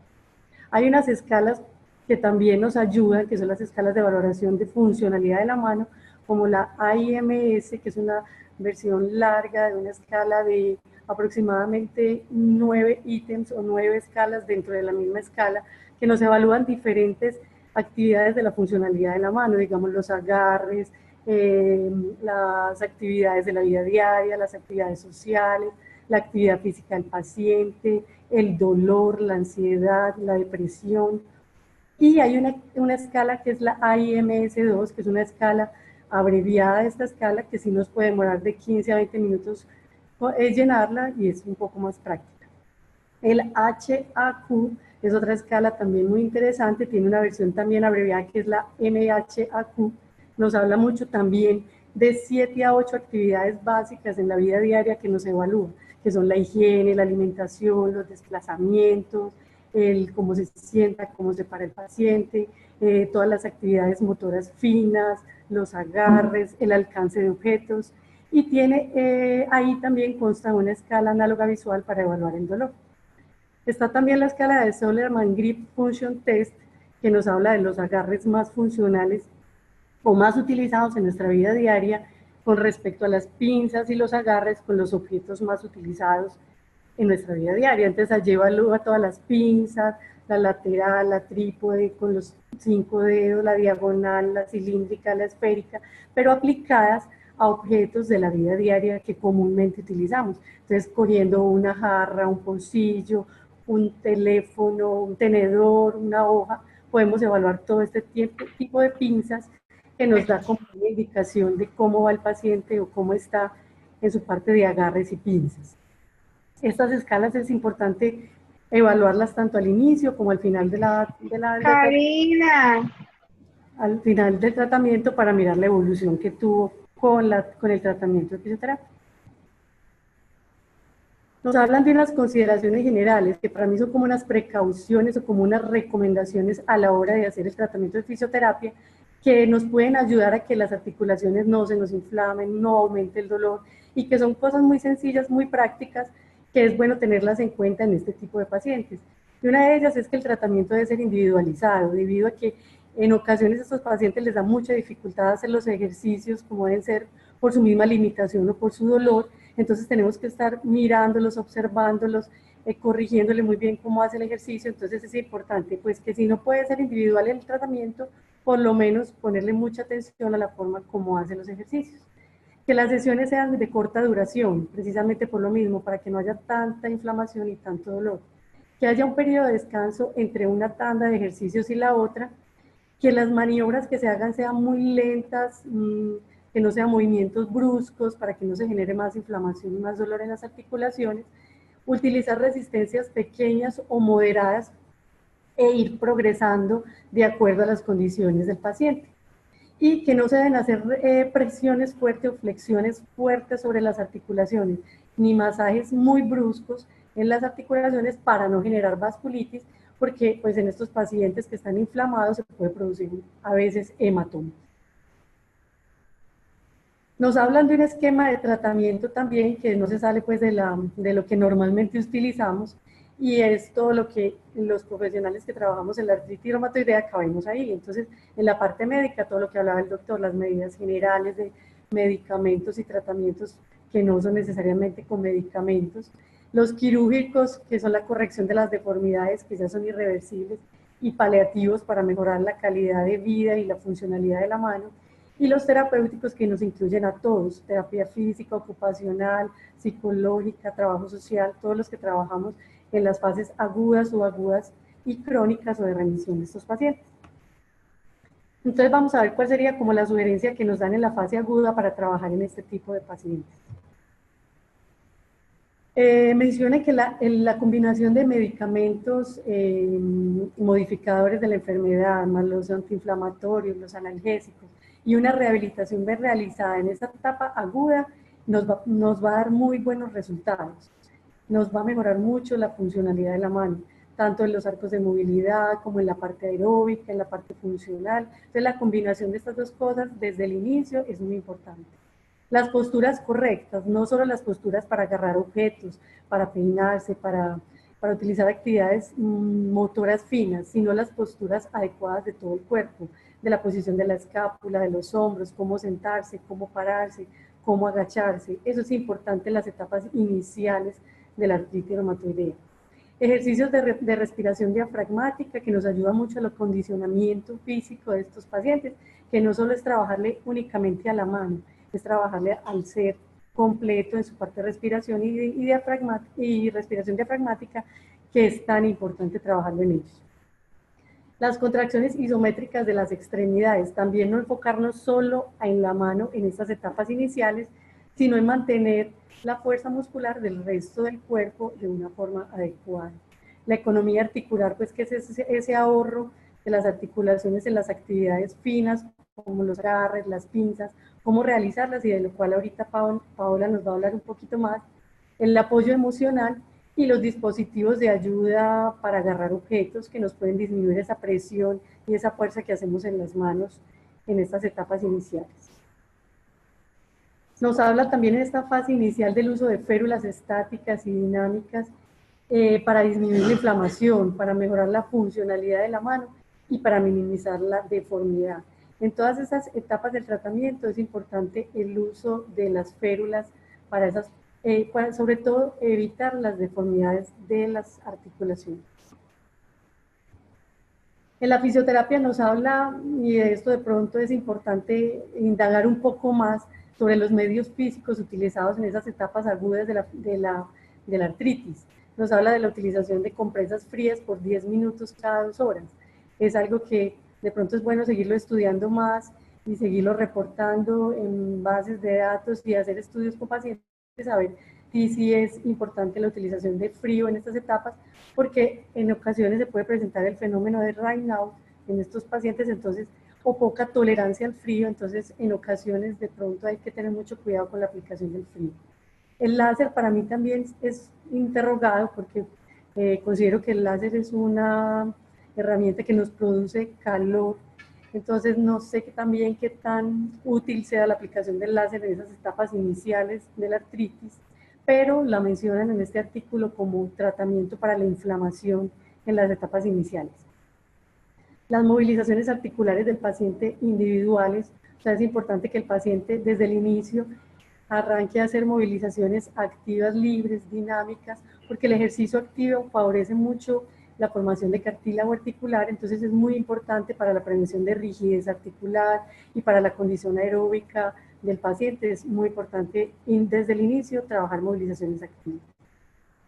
En la fase subaguda o en la segunda fase, ya nos empiezan a hablar de la utilización de la termoterapia, o sea, todo lo que es el infrarrojo, la parafina, la hidroterapia, porque nos dicen que en la termoterapia sabemos que aumenta el umbral del dolor, nos disminuye mucho el espasmo muscular, da sensación de analgesia, de sedación y da un bienestar físico grande al paciente, entonces la utilización de estos medios calientes en esta segunda etapa se considera importante, y el utilizarla también con electroterapia o con masajes suaves sobre las articulaciones también se ha considerado que es una buena herramienta. La electroterapia principalmente para el control del dolor, sobre todo en articulaciones que están muy adoloridas y que a veces tienen dolores neuropáticos. El ejercicio activo y asistido, al igual que la etapa anterior, es muy importante realizarlo, porque lo que les decía ahorita, es importante evitar la limitación articular, la debilidad muscular, entonces es importante desde el inicio trabajar activos y asistidos muy suaves y a tolerancia del paciente. La hidroterapia, pues, que es la utilización del ejercicio dentro del agua, también se ha notado y se ha demostrado beneficios en los artículos y en la bibliografía se ha notado que tiene buenos beneficios, no solo en su parte física, sino también en su parte emocional. El ejercicio dentro del agua da también mucha sensación de bienestar y mejora mucho también esa parte aeróbica del individuo, la fuerza muscular, de una forma más suave que por fuera del agua. La terapia ocupacional y la férula siempre la siguen mencionando desde el inicio en todos los tratamientos o en todas las fases de la rehabilitación del paciente con artritis. Y el tratamiento de la fase crónica básicamente es continuar con esa parte de educación de la enfermedad y la prevención de rigideces, de deformidades, de anquilosis, que es lo que más comúnmente lleva ya esta enfermedad en sus etapas ya crónicas. Hay que ir de pronto aumentando un poco y de acuerdo también a las condiciones del paciente, la resistencia para hacer los ejercicios de fortalecimiento, pero de acuerdo a cómo vaya evolucionando y a la coordinación o a la deformidad que vaya realizando el paciente, enfocar nuestros tratamientos de resistencia teniendo en cuenta hacia dónde está la deformidad. Las férulas estáticas nocturnas también las siguen mencionando en estas etapas crónicas. Y tenemos aquí como una posición de intrínseco plus, donde nos recuerdan que es la posición adecuada para trabajar los ejercicios de fortalecimiento de los dedos, la artritis en todas sus fases, y que si queremos hacer un estiramiento de las interfalángicas para prevenir también las deformidades, porque no solo hay que trabajar con los dedos en extensión para que no se pierda la flexión de los dedos, es hacer un estiramiento muy suave y muy lento de las interfalángicas teniendo en cuenta el dolor. Entonces la posición de intrínseco plus es una posición muy adecuada para trabajar tanto los ejercicios de fortalecimiento, la movilidad de los dedos, como también es lo ideal para utilizar la mano en sus actividades de la vida diaria, para coger un libro, para coger un cepillo. Los objetos ojalá fueran en esta posición para que no genere más deformidad y más dolor articular. Los ejercicios de resistencia, más que resistencia de fortalecimiento, son ejercicios de resistencia física. Es muy bueno en estos pacientes crónicos también trabajarles y continuar aumentando un poquito más la parte aeróbica. El hecho de nadar, montar en bicicleta, caminar, son ejercicios que nos van a aumentar muchísimo la resistencia cardiopulmonar y es importante tenerlo en cuenta también en estos pacientes. Los ejercicios de estiramiento continúan siendo contraindicados hasta lo último, pero siempre y cuando las articulaciones estén inflamadas. Pero es muy importante conservar los arcos de movilidad. Por ejemplo, en el caso del pulgar, que su tendencia es hacer aducción, es importante trabajar ejercicios de estiramientos muy suaves hacia la abducción para evitar que se siga cerrando más ese primer espacio interdigital. Entonces no siempre están contraindicados, pero debemos saber cuándo, a medida que vaya desinflamando la articulación, e iniciar estos estiramientos. Evidencia hay mucha, pero todavía yo considero que nos falta leer más y escribir más acerca de los medios físicos, de cuáles son los ejercicios más indicados y más apropiados según la evidencia en este tipo de pacientes, aunque lo que encontramos en los artículos son muy a favor de la fisioterapia desde el inicio de la enfermedad. Entonces hay que saber y escribir de pronto un poquito más qué tipo de ejercicios, en qué momentos son como los más adecuados, pero en términos generales lo que encontramos es muy bueno, como les decía ahorita, a favor de la fisioterapia temprana. Entonces todos estos son artículos muy interesantes.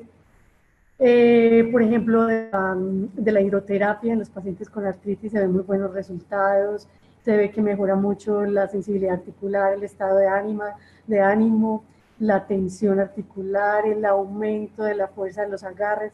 Entonces hay cosas que sí nos pueden demostrar que la fisioterapia sirve siempre y cuando la hagamos adecuadamente. Como por ejemplo se nos afecta el pulgar en los movimientos de agarres y de pinzas de la mano.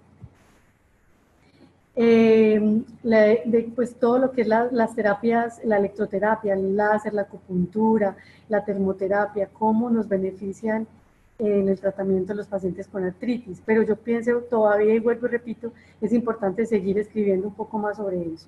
En cuanto a la balneoterapia, que la mencionan en algunos libros y en algunos artículos, que básicamente es la combinación de los baños calientes con sales minerales, esa es la única que de pronto encontré que no se encontraba mucha diferencia estadística con utilizar otros medios físicos, no se encontró mucha evidencia que haya mucha diferencia. Y otro artículo de una revista cubana de la que me basé para hacer pues esta presentación, que también nos habla de una rehabilitación integral del paciente reumático, de la importancia de que estemos todos, un equipo interdisciplinario, en este grupo de rehabilitación del paciente con artritis reumatoidea. Quisiera ahorita mostrarles un video como de los ejercicios más utilizados, porque en realidad hay muchos ejercicios y podemos jugar mucho con la imaginación, pero a la vez con el tipo de deformidad y la etapa en la que esté el paciente para poder realizarlos. Entonces voy a pasar a mostrarles un pequeño video.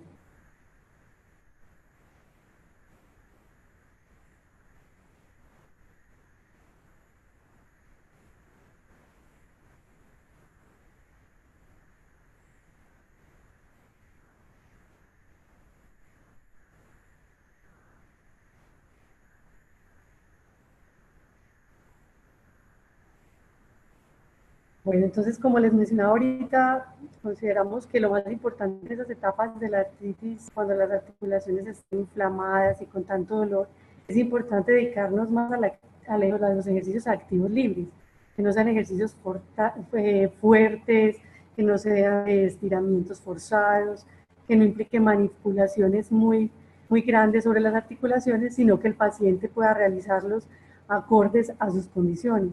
Entonces, hacer ejercicios tanto de estiramiento, autoasistido, hay que estar muy pendiente porque generalmente son pacientes de edad avanzada, entonces hay que estar pendiente de que los hagan bien hechos, ejercicios muy suaves que incluyan la movilidad de muñeca, del deslizamiento tendinoso de cada dedo, la abducción y aducción para trabajar los interóseos dorsales y palmares de la mano. Es importante trabajar ese pulgar para que no nos haga esa deformidad en la aducción de la que hablábamos tanto. Entonces es importante que todos los ejercicios los haga de una manera activa, sin dolor. Ese es un movimiento que implica enrollar y desenrollar, que podría parecer pues que está contraindicado por el movimiento de desviación cubital que puede hacer la paciente, pero lo ideal es que no lo haga tan lateral como lo hizo en la mano derecha, sino más como lo hizo en la parte de la mano izquierda. Este es un ejercicio de oposición del pulgar con todos los dedos, como tratando de hacer unas pinzas, pero sin resistencias fuertes, sino solamente con la resistencia de una toalla. que nos trabaja la desviación radial, ayudando pues como a contrarrestar esas fuerzas que tiende a hacer la mano hacia la desviación cubital. Entonces es un ejercicio muy suave con una toallita, y estiramiento, los ejercicios activos de cada dedo de la muñeca hacia la extensión. No olvidar la pronación y la supinación, que es importante también trabajarla. Y como les decía ahorita, muy importante el pulgar, esos ejercicios activos libres de oposición y extensión.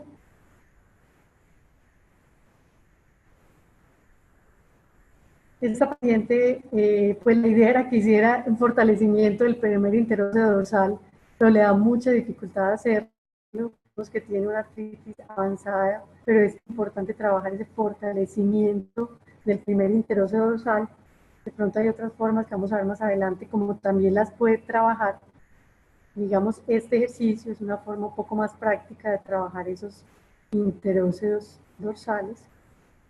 Y lo que les decía ahorita, importante trabajar las pinzas y los agarres en una posición más intrínseco plus para no generar flexión forzada de las interfalanges. Entonces es un ejercicio suave, con resistencia suave,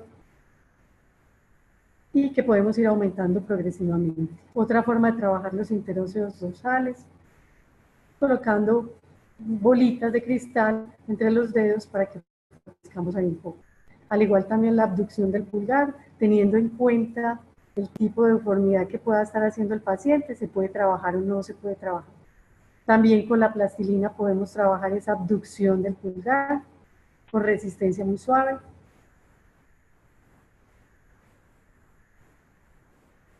Sabemos que la deformidad principal de ese pulgar es ese cuello de cisne, entonces es importante trabajar enfocados hacia la prevención de esa deformidad, tener muy en cuenta eso, sobre todo hacia dónde vamos a hacer las fuerzas acordes a la deformidad que está de pronto tendiendo a hacer ese paciente.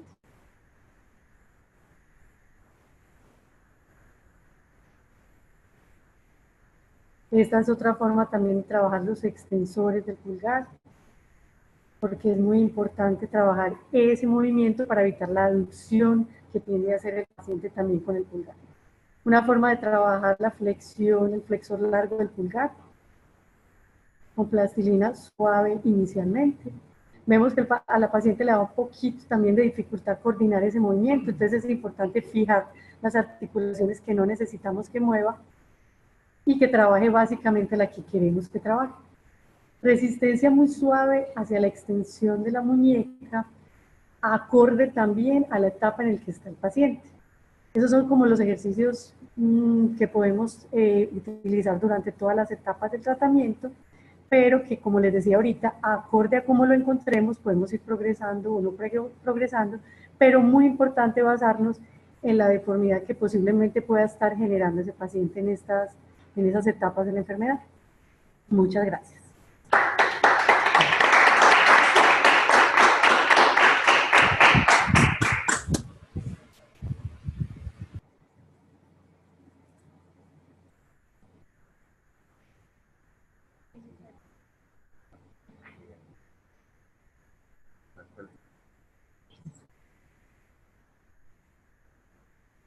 Muchas gracias a Claudia Montoya por su interesante presentación. Creo que ha sido un aporte muy valioso para todos, nuevas herramientas, y definitivamente creo que los terapeutas estamos en gran deuda en la parte de escribir y publicar, sobre todo en nuestro país, teniendo gente tan buena en lo que se hace, pero que a veces nos falta un poco de entusiasmo para escribir. Para continuar entonces y dar final a nuestra noche de conferencias, la última conferencia será dictada por la terapeuta ocupacional, terapeuta de mano, Paola Bernal. Ella es terapeuta ocupacional de la Universidad Mariana de Pasto, especialista en rehabilitación de la mano y miembro superior de la Escuela Colombiana de Rehabilitación de Bogotá. Actualmente se desempeña como coordinadora del servicio de terapia ocupacional del Centro de Rehabilitación de Sura en la ciudad de Medellín, y es miembro activo de la junta directiva de Ascotema. Paola, bienvenida, muchas gracias. Buenas noches a todos. Gracias, Camilo, por la invitación, y a Ascotema por permitir que terapia ocupacional haga parte de esta asociación y seguir formándonos como terapeutas especialistas en la rehabilitación de la mano. Esta conferencia específicamente está basada en la educación al paciente con artritis reumatoidea, no solo desde la parte de vista funcional, sino de manera holística, puesto que la artritis reumatoidea genera mucha limitación en la persona a nivel tanto físico, social, laboral y emocional. Vamos a basar esta charla en las técnicas y es importante conocer qué son las técnicas y estas son unas estrategias que permiten proteger las articulaciones y ahorrar energía cuando realizamos actividades cotidianas, tanto en las actividades básicas como en las actividades laborales.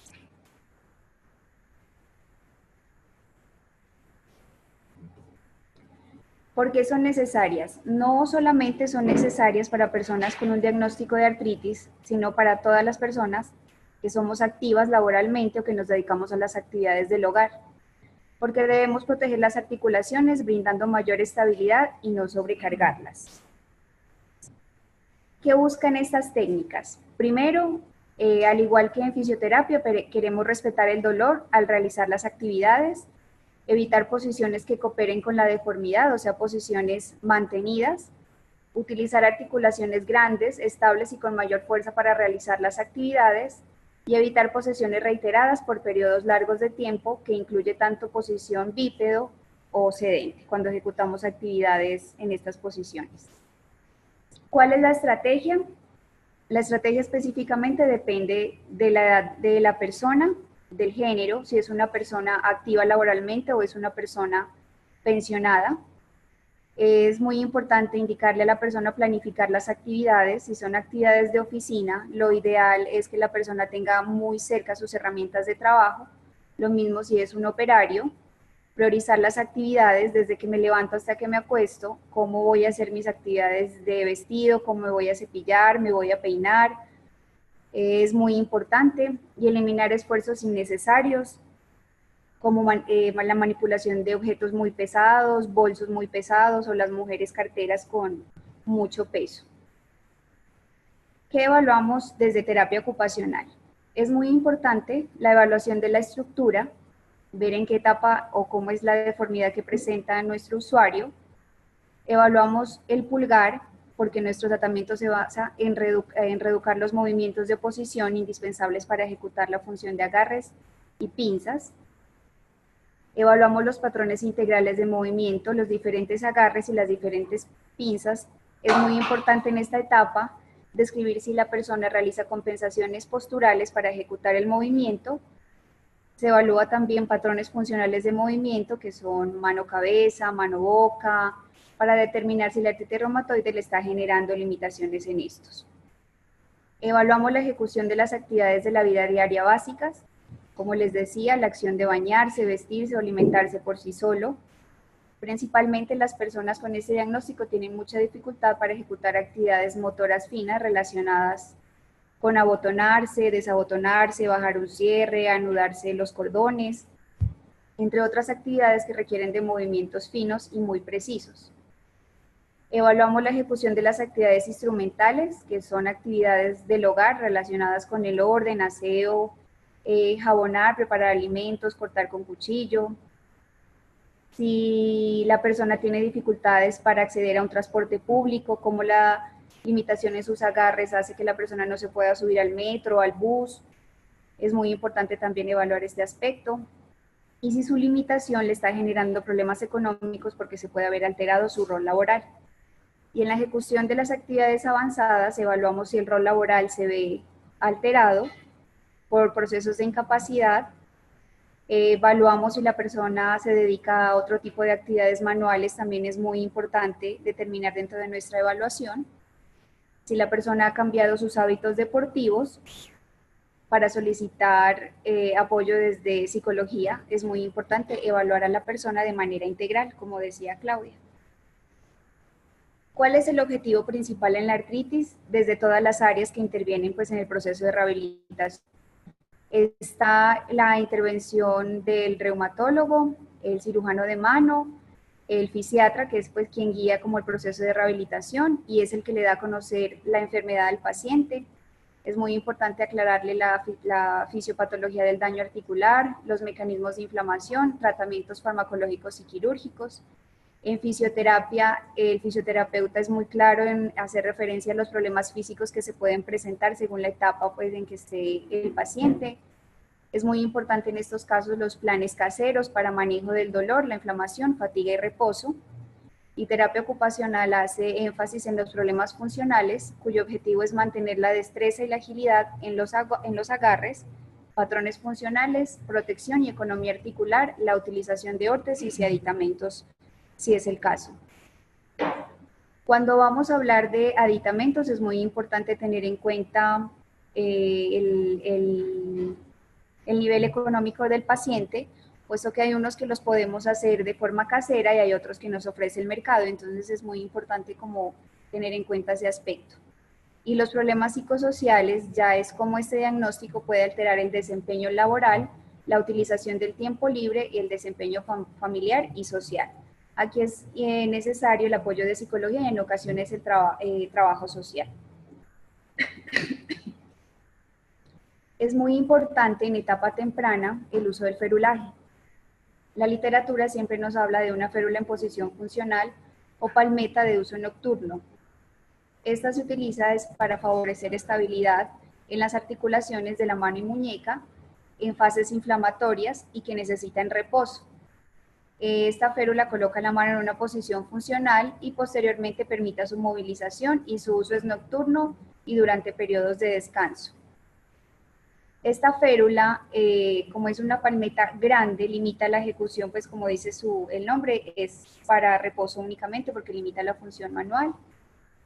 Tenemos esta férula para desviación cubital, que permite la movilización de los dedos largos y por su diseño, pues proporciona resistencia contra las fuerzas que generan deformidad hacia cubital y algunos traumatismos en los dedos.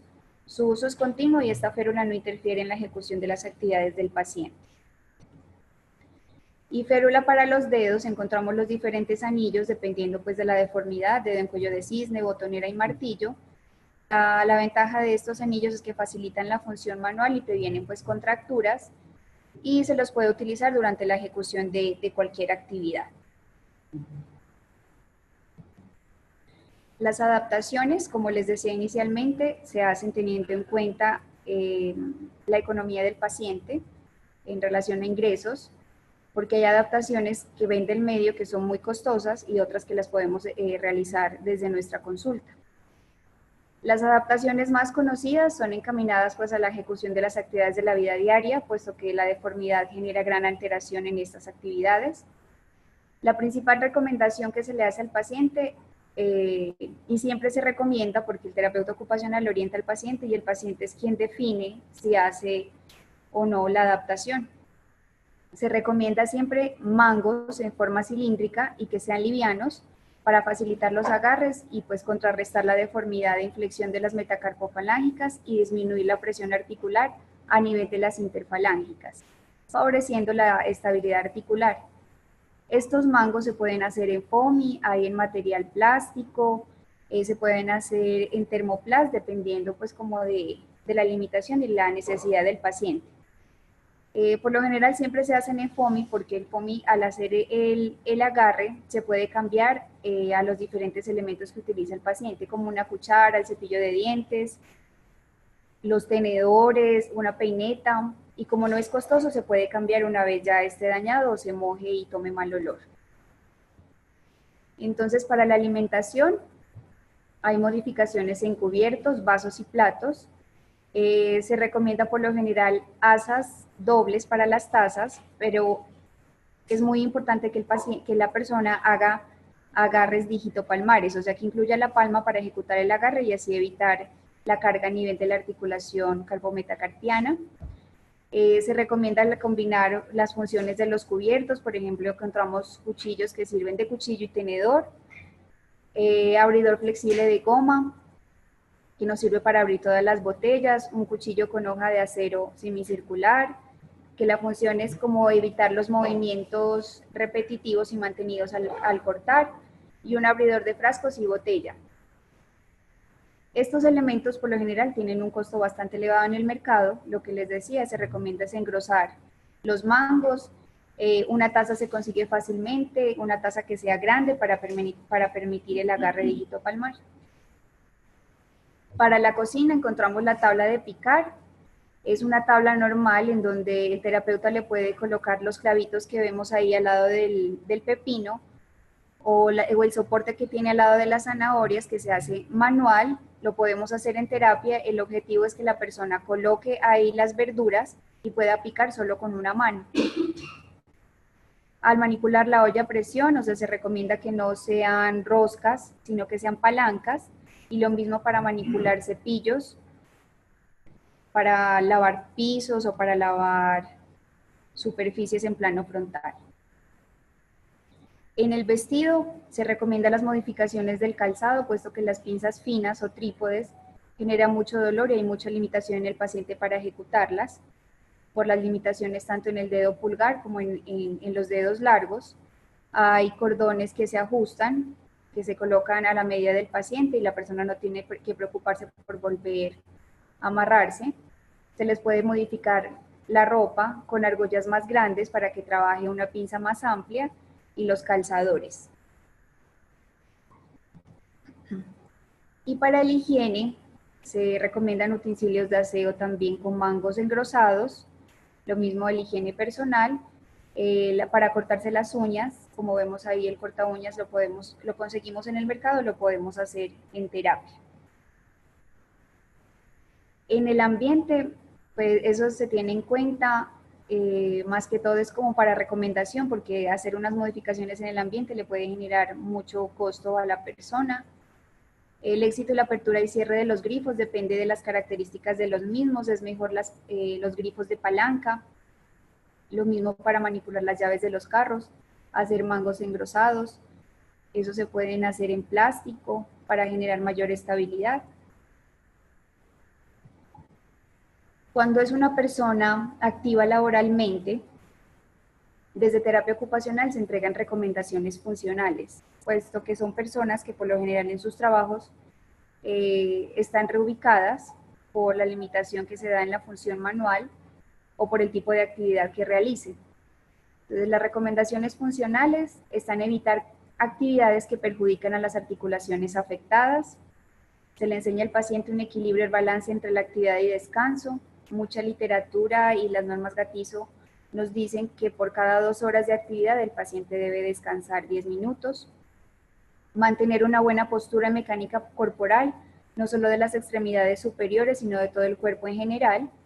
Evitar permanecer en una misma posición durante demasiado tiempo. Evitar periodos prolongados de inmovilidad, puesto que cuando vamos a iniciar nuevamente la actividad el dolor vuelve a aparecer. Utilizar dispositivos de ayuda, siempre y cuando en el trabajo le permitan, o si no únicamente para las actividades de la vida diaria, para la realización de las tareas, y utilizar los músculos y articulaciones más grandes y fuertes para evitar sobrecargar las articulaciones. Y en relación a las actividades laborales, eso ya depende pues de la actividad laboral que realice la persona y la edad. Es muy importante que la empresa cuente con su programa de pausas activas efectivas o tiempos muertos, cumplir con las normas de higiene postural para el manejo de cargas, traslados de peso desde diferentes planos y uso seguro de herramientas manuales. Por lo general estas personas quedan con restricción para manipulación de herramientas vibrátiles y de alto impacto. O sea, la persona en muchas ocasiones cuando se ve alterado su rol laboral, se buscan modificaciones en su ambiente laboral y se hace una reconversión o una reubicación laboral definitiva, pues si la empresa así lo permite. De lo contrario, ya se buscarían otras soluciones desde la parte personal. Muchas gracias.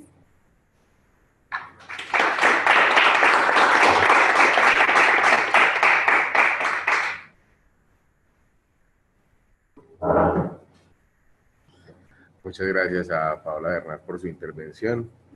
Creo que es de gran ayuda para todos y pues, creo que tenemos que ponernos bastante creativos con la adquisición o con la creación más bien de este tipo de herramientas para facilitarle la vida a nuestros pacientes, que creo que ahí sí tenemos mucho por hacer o mucha tela por cortar todavía, porque la gran mayoría de ayudas que uno ve son ayudas que lamentablemente no se consiguen fácil en el mercado en todas las ciudades de Colombia. Entonces, creo que es una buena opción para nosotros como terapeutas de mano. Ya pues damos por terminada la conferencia de la noche de hoy. No sé si de pronto alguien tenga alguna duda o pregunta que nos quiera hacer. Todavía en este momento tenemos a los 3 ponentes con nosotros. Está el doctor Carlos Guerra, la terapeuta de mano fisioterapeuta Claudia Montoya, la terapeuta de mano terapeuta ocupacional Paula Bernal. Si desean hacer alguna pregunta, están aún con tiempo para realizarla. Muchas gracias.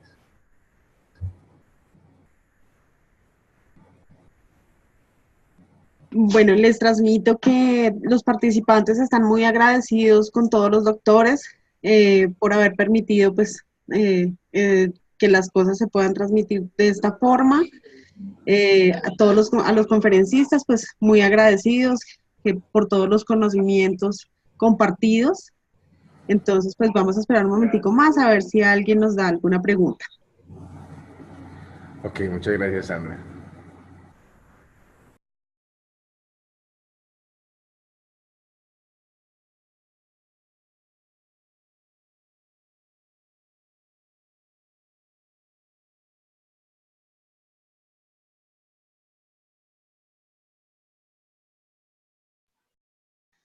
No, Camilo, pues todos son muchos agradecimientos, entonces creo que por el momento no hay preguntas. Muy bien, entonces pues el agradecimiento también es de nosotros como Ascotema, Asociación Colombiana de Terapeutas de la Mano, por su asistencia. Los invitamos a que esto cada vez se vuelva más viral, a que transmitamos la información a nuestros colegas, terapeutas físicos, terapeutas ocupacionales, terapeutas de mano. Recordemos que sí es un espacio creado por terapeutas especialistas en rehabilitación de la mano y el miembro superior, pero no es solo para especialistas. Por el contrario, la idea es que todas las personas que no tienen la especialidad, pero que tienen ganas de ahondar en los conocimientos del mundo de la mano, pues son totalmente bienvenidos. Entonces, esperamos que sigamos creciendo y que en el próximo webinar seamos muchísimos más participantes que en el día de hoy y cada vez sigamos más. A todos muchas gracias y una feliz noche. Que estén muy bien. Sandra, muchas gracias por todo tu apoyo. Camilo, tenemos una preguntita. Tenemos una pregunta para el doctor Guerra. Nos dicen que si en el posoperatorio el dolor crónico es común.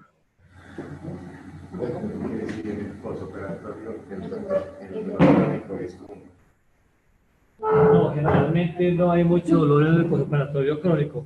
La gente es supremamente, digamos, colaboradora con su manejo. Generalmente no se quejan casi de dolor. Cicatrizan muy bien a pesar de los antiinflamatorios que toman y los esteroides que toman. De modo que el postoperatorio realmente no tiene ningún problema. No hay casi complicaciones con eso. Doctor, Carolina nos dice que se refiere a que si es posible desarrollar un síndrome regional. Pues como toda cosa se puede desarrollar, pero yo nunca he tenido ese problema y que es difícil porque ellos no tienen como las personalidades de la gente que desarrolla ese tipo de síndromes regionales. Hasta ahora pues no te sé responder porque no he tenido ese problema y en general ellos colaboran demasiado con su rehabilitación. Ok, doctor, muchísimas gracias. Quedó aclarada la duda. Bueno, entonces muchas gracias a los participantes y feliz noche para todos. Gracias, feliz noche. Gracias, Sandra. Con todo gusto, Camilo. Buenas noches. Hablamos igualmente.